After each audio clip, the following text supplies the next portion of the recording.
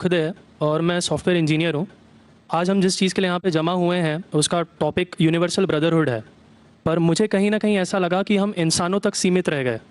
मेरा ऐसा कहना है कि हम इंसानों में कुछ इंसान ऐसे भी हैं जिनकी कुछ फीलिंग्स या जिन अस्सलाम वालेकुम वरहमतुल्लाहि वबरकातुहू। उम्मीद है आप लोग सब खैरियत से होंगे। मैं भी अल्हम्दुलिल्लाह अल्लाह का लाख लाख शुक्र है एहसान खैरियत से हूँ। आज इंशाअल्लाह जिस वीडियो रिएक्शन दे आ रहे हैं बहुत बेहतरीन वीडियो है दोस्तों। ये वीडियो है डॉक्टर जाकिर नायक साहब की, और एक इंजीनियर ने, वो भी काफ़ी पढ़ा लिखा लड़के ने, एक सवाल पूछा डॉक्टर जाकिर नायक साहब से, और इतना बेहतरीन डॉक्टर जाकिर नायक साहब ने उसको जवाब दिया है कि वाकई में काबिल तारीफ़ है। तो आइए इस वीडियो को शुरू से एंड तक ज़रूर देखिएगा। बड़े इंपॉर्टेंट वीडियो दोस्तों। और ये सवाल अक्सर लोग के मन में आता है, जैसे कि गोश्त खाना या किसी भी जानवर को खाना या कुछ भी मामला ऐसा होता है, तो ये सवाल तमाम उठते हैं कि मतलब मुर्गा, मछली, भैंस को खाना, इस तरह को बकरे को खाना, क्या ये सही है या गलत है। तो डॉक्टर जाकिर नायक साहब ने इतनी बेहतरीन अंदाज में जवाब दिया है कि दिल खुश हो जाएगा, ईमान ताज़ा हो जाएगा इंशाअल्लाह ने चाहते हो। तो आइए हम लोग पहले वीडियो देखते हैं, फिर उसके बाद बात करते हैं। वीडियो अच्छी लगा करें दोस्तों तो इसको शेयर ज़रूर करिए और जो भी हज़ार मेरे चैनल में नए आते हैं वो सब्सक्राइब किया करें और अपनी कीमती राय कमेंट बॉक्स में ज़रूर बताया करें, ताकि हमें मोटिवेशन मिले, हमें भी लगे कि लोगों को हमारी वीडियो पसंद आ रही है। ये जो बेहतरीन वीडियो हम लोग ढूंढ के निकाल के लाते हैं दोस्तों, तो बड़ा मेहनत लगती है, बड़ा वक्त बर्बाद होता है, तब जाके एक वीडियो बनती है। तो इसमें सपोर्ट के लिए हमारे वीडियो को शेयर ज़रूर किया करिए, ताकि लोगों तक और इल्म पहुँचे और दीन पहुँचे लोगों तक और मालूमात पहुँचे, इसलिए शेयर ज़रूर किया करिए। तो चलिए बिना देरी के हम लोग पहले वीडियो स्टार्ट करते हैं, फिर उसके बाद बात करते हैं। बेहतरीन सवाल है और बेहतरीन जवाब भी है, वीडियो को एंड तक ज़रूर देखिएगा। खुद है और मैं सॉफ्टवेयर इंजीनियर हूँ। आज हम जिस चीज़ के लिए यहाँ पे जमा हुए हैं उसका टॉपिक यूनिवर्सल ब्रदरहुड है। पर मुझे कहीं न कहीं ऐसा लगा कि हम इंसानों तक सीमित रह गए। मेरा ऐसा कहना है कि हम इंसानों में कुछ इंसान ऐसे भी हैं जिनकी कुछ फीलिंग्स या जिनको जानवरों के बारे में भी थोड़ी फीलिंग्स हैं, और अगर आप उन्हें हर्ट करते हैं तो ये उस इंसान के रिलीजन के प्रति जाना है। तो मेरा ये मानना है कि भगवान कुछ नहीं है, सिर्फ एक यूनिवर्सल ब्रदरहुड का माध्यम है, ताकि एक भगवान को हम पूजें या इबादत करें और इसके थ्रू हम यूनाइट हो जाएं। तो मेरा सवाल ये है कि हम हमेशा भगवान को इस तरह तोलते हैं कि उसे इंसान की तरह फीलिंग्स हैं, वो हमें सज़ा देता है, हमें रिवॉर्ड करता है। पर हमारे अलावा इस यूनिवर्स में, मैं उस वर्ड पे स्ट्रेस करूँगा, यूनिवर्स में जानवर भी हैं जिनका काम इस भगवान के बिना चल रहा है, जिनमें कोई फीलिंग्स नहीं है, ना वो कुरान पढ़ते हैं ना बाइबल पढ़ते हैं। वो भी जीवित हैं, हम भी जीवित हैं। हमें एक गुमान हो गया है कि हम थोड़े स्मार्ट हैं, पर वो भी इस सृष्टि का हिस्सा हैं। तो इस यूनिवर्सल ब्रदरहुड में उनके प्रति हमारी भावनाएं के बारे में कुछ जिक्र, और मैं जानना चाहूँगा कि क्या पैंथीज़म इसका एक सॉल्यूशन नहीं है, क्योंकि इसमें हम किसी एक इंडिविजुअल को वर्शिप नहीं करते। जैसा कि जुडाइज़म में कहा गया कि I am a jealous God, और एक जेलस एक ऐसा इमोशन नहीं है जिसे हम पूज सकें मेरे हिसाब से। पर अगर हम पैंथीज़म को एक सोल्यूशन माने तो ये एक ऐसी चीज़ है जो हमेशा रही है। पेड़ हमेशा रहे हैं, ये यूनिवर्स हमेशा रहा है, जबकि धारणाएं, डेफिनेशंस भगवान की हमेशा बदलती रही हैं। तो अगर हम गॉड को कांस्टेंट के रूप में देखना चाहते हैं और इसे एक माध्यम बनाना चाहते हैं आपसी भाईचारे का, आलमी भाईचारे का, तो क्या पैंथीज़म इसका एक सोल्यूशन नहीं है? भाई साहब ने सवाल पूछा कि यूनिवर्सल ब्रदरहुड हम सिर्फ इंसानों तक महदूद रह गए हैं, क्या जानवर में जान नहीं है, और ये भगवान को हमने खुद बनाया ताकि आलमी भाईचारा रहे। लेकिन क्या पैंथीज़म इसका सोल्यूशन नहीं है कि भगवान को हम दूसरे रूप में देखें? भाई साहब का अच्छा सवाल है। सवाल के दो हिस्से हैं। पहला एक हिस्सा है कि यूनिवर्सल ब्रदरहुड सिर्फ महदूद इंसानों तक क्यों, जानवर, पेड़ पौधों को क्यों नहीं लिया गया। दूसरा सवाल, क्या पैंथीज़म इसका सोल्यूशन नहीं है। पहले सवाल का जवाब कि यूनिवर्सल ब्रदरहुड, आलमी भाईचारा के अंदर हम बाकी जीवित चीज़ों को क्यों नहीं लेते। अगर लेंगे तो जीना ही मुमकिन नहीं है। अगर हम लेंगे बाकी जीवित चीज़ों को, हम आलमी भाईचारे में लेंगे, तो आपको यहाँ खड़े रहना भी मुमकिन नहीं है 5 मिनट तक के। क्यों मैं बोलूँगा, क्योंकि मैं डॉक्टर हूँ। भाईचारा का एक उसूल है कि दूसरे भाई का कत्ल मत करो, उसूल है कि नहीं? ठीक है, आप सांस ले रहे, अभी सांस ले रहे ना, आप जब सांस लेते लाखों जर्म्स का कत्ल कर रहे हैं आप कैसे भाई है? लाखों लोग का कत्ल कर रहे जीने के लिए, ये कैसा भाईचारा है? तो इसीलिए भाईचारे का डेफिनेशन जरा हम बराबर तौर से समझ ले, फिर हम डिस्कस करें। क्योंकि अगर आप कहें कि हर जीवित चीज मेरे भाई है, तो आप भाईचारे के खिलाफ कोई भाईचारा में ये नहीं है कि दूसरों का कत्ल करो अपने आप को जिंदा रखने के लिए। कभी भी इस्लाम में ये नहीं कहा गया है कि दूसरों को दबाओ अपने आप को ऊंचा करने के लिए। और मैं अल्लाह के रसूल की एक मिसाल दूंगा आपको। अल्लाह के रसूल फरमाते हैं, आप जब देखते हैं एक खजूर का दरख्त, पाम ट्री, वो एक मोमिन की मिसाल है, मुस्लिम की मिसाल है, तो साहबा सोचते हैं इसका क्या मतलब, क्यों एक खजूर का दरख्त, पाम ट्री को मुस्लिम कह रहे? समझ में नहीं हमको। आज हम जानते हैं, उस टाइम अल्लाह के रसूल ने कहा कोई भी पेड़ पौधे जब भी बढ़ते ऊपर, वो क्या करते हैं, आजू बाजू पेड़ को हटाते हैं, फिर ही बढ़ते हैं, नीचे जाते हैं, अपने पौधों को, रूट्स को एक्सपैंड करते हैं। इसीलिए आप देखेंगे म्युनिसिपैलिटी क्रैक्स को तोड़ती है, मजबूत करिए। क्यों? वो पेड़ बढ़ता है तो क्रैक हो जाता है, फिर से टाइल लगाते हैं। जितना पौधा बढ़ता है, जितना पेड़ बढ़ता है, उतना आजू बाजू नुकसान करता है। एक वाहिद दरख्त है पाम ट्री, जो जितना ऊंचा जाता है दूसरे को नुकसान नहीं पहुंचे, सीधा जाता है। बाकी लोग यहाँ जाते हैं, वहां जाते हैं, इसके घर में घुसते, उसके घर में घुसते, ऊपर जाते सीधा, किसी को तकलीफ नहीं देते, नीचे भी जाते सीधा, आजू बाजू घूमते नहीं। अगर आप अपने आप को बड़ा बनने के लिए दूसरों को दबाएंगे, ये मुस्लिम नहीं। तो अगर मैं मानूं आपकी बात को कि हर जीवित इंसान को भाईचारा करूं, तो मुझे जीने का हक किसने? किसी को जीने का हक नहीं है। लेकिन उसका मतलब ये नहीं कि हम दूसरे जीवित लोग को तकलीफ पहुंचाए जानबूझ के। इसीलिए इस्लाम में जब मोहम्मद सल्लल्लाहु अलैहि वसल्लम पैगाम दिए अरब देशों में, अरब ममालिक में, तो लोग ने कहा ये कैसा इंसान है? जब अल्लाह के रसूल ने कहा कि ऊंट के ऊपर ज्यादा वजन मत डालो, हराम है, घोड़े को ज्यादा तकलीफ मत दो, तो लोग कहने लगे ये तो अभी इंसानों की हुकूक की बात कर रहा था, अभी जानवरों की हुकूक की बात कर रहा है। अल्लाह के रसूल फरमाते, जब एक शख्स आग उगाता, मुझे आग को बुझाओ, क्यों? उधर चींटियां मर रहे हैं। उसका मतलब जानबूझ के कोई भी जीवित चीज को मारना हराम है, सिर्फ अनजाने में इजाजत है, या जिसकी इजाजत खुदा ने आपको दी है, जिसकी इजाजत दी है खुदा ने। मिसाल के तौर पे मनुस्मृति में चैप्टर नंबर 5 श्लोका नंबर 30 में लिखा गया है कि खुदा ने कुछ जानवरों को बनाए खाने के लिए और किसको खुराक बनने के लिए, some to be eaten some to eat. अगर वो खाने वाला जानवर दूसरे जानवर को खाता है जिसको खुराक के लिए बनाया है, तो कोई गुनाह नहीं है। मनुस्मृति चैप्टर नंबर 5 श्लोक नंबर 30 में अगर आप उस जानवर का कत्ल करते हैं जो खाने के लिए बनाया गया है, तो आप गुनाह नहीं कर रहे। Manusmriti chapter number 5 shloka number 39 में सैक्रिफिशियल एनिमल, जो एनिमल कुर्बानी के लिए बनाए गए, उसकी कुर्बानी देना गुनाह नहीं है। मैं क्यों हिंदू धर्म से कह रहा हूँ, मुस्लिम से भी कह सकता हूँ, बहुत से हवाले।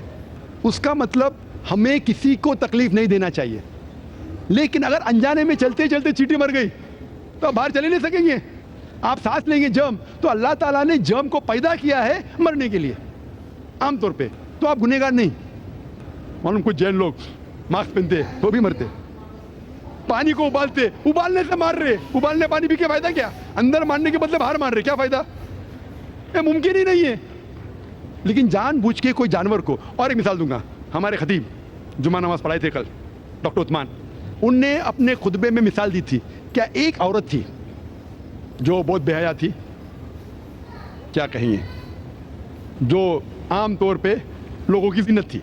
मैं लफ्ज़ उर्दू ज़रा मेरी कमज़ोर है, मैं किसी को ठेस नहीं पहुंचाना चाहता, इंग्लिश में कहेंगे नॉट विद गुड कैरेक्टर, बाजारी औरत। ज़रा मैं ऐसे लफ्ज़ इस्तेमाल करना चाहता हूँ किसी को छोड़ पहुँचे, तो बाजारी औरत थी जो बहुत गुनाह करती थी। लेकिन एक वक्त एक कुत्ते को पानी पिलाया, तो अल्लाह के रसूल फरमाते सिर्फ वो एक अच्छे अमल की वजह से खुदा ने उसे जन्नत में डाला। बाजारी औरत गलत काम करती है, जिना करती है, एक अमल क्या की, एक कुत्ते को पानी दी, इंसान को नहीं कुत्ते को, और अल्लाह उसे जन्नत में डालता है। दूसरी तरफ एक अच्छी औरत, नेक औरत, लेकिन एक बिल्ली को बंद करती है, चेन करके रखती है, उसकी आज़ादी को कैद करती है, अल्लाह ताला उसको जन्नत में डालता है, नरक में डालता है। इसे कहते हैं जानवरों के हुकूक। मतलब जानवरों के भी हुकूक इस्लाम में है। अल्लाह के रसूल फरमाते कि चिड़िया की जान भी मत लो बिना वजह, चिड़िया स्पैरो, अब पढ़ेंगे कुरान में और हदीस में कई इसके पर लेक्चर। तो इसलिए हम मानते हैं कि जीवित चीज का हमें एहतराम करना चाहिए, उसके रूल रेगुलेशन है। बोलेंगे सब जीवित चीज मेरे भाई है, नहीं भाई सब भाई नहीं है। अभी कुछ लोग इतना करते, कुत्ते के पीछे हर महीने लाख रुपया खर्चा करते। अरे गरीब लोग मर रहे, लाख रुपये से 10 घर हर महीने लाख रुपया अपने पूडल के ऊपर डालते हैं, लाख रुपये से कम 10 घर तो चलेंगे ना महीने, 20 घर चलेंगे मुंबई में, हाँ के नहीं? वो 20 घर को संभालो ना, एक पूडल को संभाल रहे। ये किधर का इस्लाम है? ठीक है, जानवर की कदर करो, इतना कदर मत करो कि उसके हाथ में चेन डालो सोने की, ये करो, ये खाना लेके आओ, खाना लेके आते लाख रुपए का, आप समझ रहे ना? तो इतना मत इसराफ करो। इस्लाम के अंदर सिखाया गया है कि भाईचारा, जो मैंने जिक्र किया, बट जानवरों को भी देखो और उसके साथ अच्छा बर्ताव करो, बिना वजह किसी जानवर का कत्ल मत करो। ये आपका सवाल था। आपका दूसरा सवाल इसके अंदर जवाब हो गया। आप कहते हैं कि पैंथियज्म, सबको खुदा मानना इसका जवाब है। उसका जवाब में कहा था, हमारे भाई जो अवतार सिंह थे ना, उसने कहा था पैंथियज्म, सब कुछ खुदा है, सब कुछ खुदा है। इससे क्या होता है कि सब कुछ खुदा है, मतलब अगर आप सबको खुदा मानते, चोर को भी खुदा मानते, डाकू को भी खुदा मानते, खुदा का मतलब उसका कहना मानना, बराबर कि नहीं? उसकी इज्जत करना, उसकी इबादत करना, वो जो कहता है उसकी बात मानना। तो आप अगर वो चोर को खुदा बोलेंगे, वो बोलेगा चोरी खुदा, चोरी करना शुरू करेंगे। वो बलात्कार करने वाला कहेंगे आपसे, आप उसको खुदा बोलेंगे, चल मैं बलात्कार कर, आप करेंगे? करेंगे?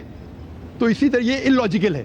खुदा एक है और सिर्फ उसकी इबादत करना चाहिए। और ये जो फिलॉसफी है, ये फिलॉसफी जो आप बोल रहे किधर से आई? इसे कहते हैं एंथ्रोपोमॉर्फिज्म। क्या कहते हैं? एंथ्रोपोमॉर्फिज्म, मतलब गॉड ने हर चीज की शक्ल हासिल की और इसके अंदर एक फिलॉसफी है कि खुदा इतना पाक, इतना नेक, वो जानता नहीं कि किस तरीके से इंसान को तकलीफ होती है। और ये एंथ्रोपोमॉर्फिज्म जो फिलॉसफी है, खुदा अलग अलग चीज में शामिल होते हैं।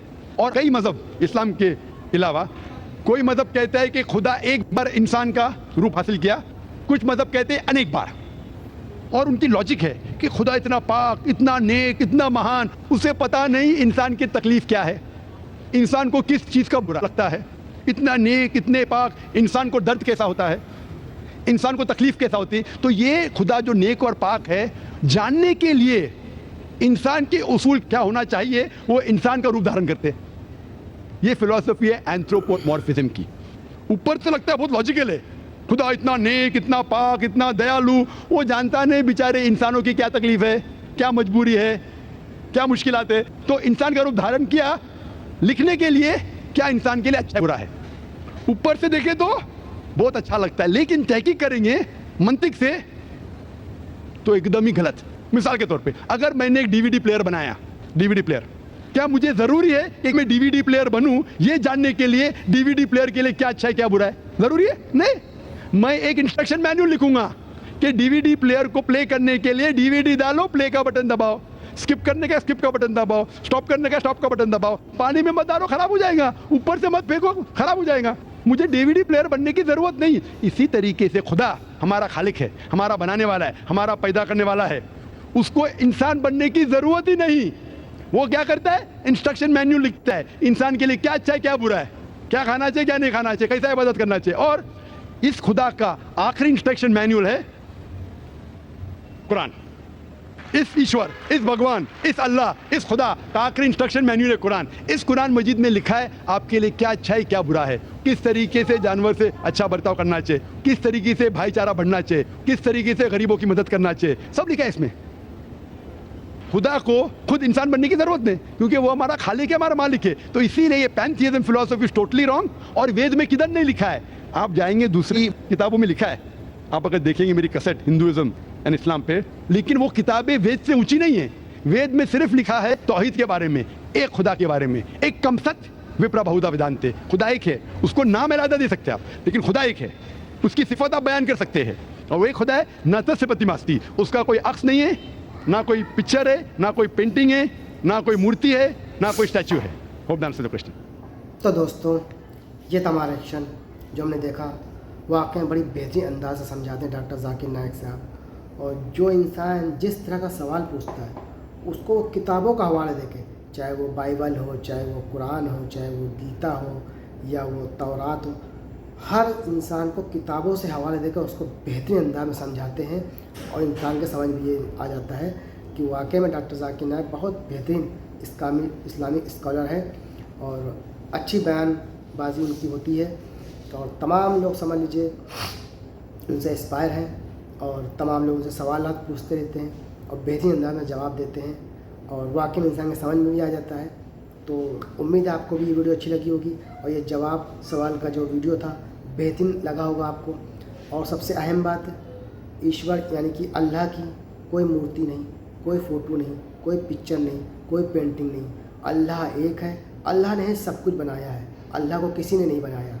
हाँ, जो इंसान अल्लाह का नेक बंदा होगा जन्नत में जाएगा। तो अल्लाह ताला हमारे उलमा बताते हैं कि अल्लाह ताला अपना दीदार उस बंदे को ज़रूर कराएगा इंशाअल्लाह ने चाहे तो।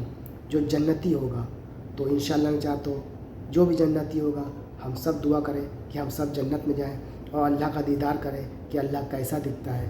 अल्लाह एक नूर है, अल्लाह बहुत खूबसूरत होगा इंशाअल्लाह ने चाहे तो, क्योंकि पूरे नूर से ये दुनिया बनी है।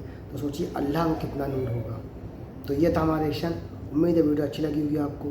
वीडियो अच्छी लगी हो तो इसको शेयर करिएगा और अपनी कीमती राय कमेंट बॉक्स में ज़रूर बताइएगा। हम आपसे मिलेंगे नेक्स्ट वीडियो में। तब तक के लिए अस्सलाम वालेकुम व रहमतुल्लाहि व बरकातहू।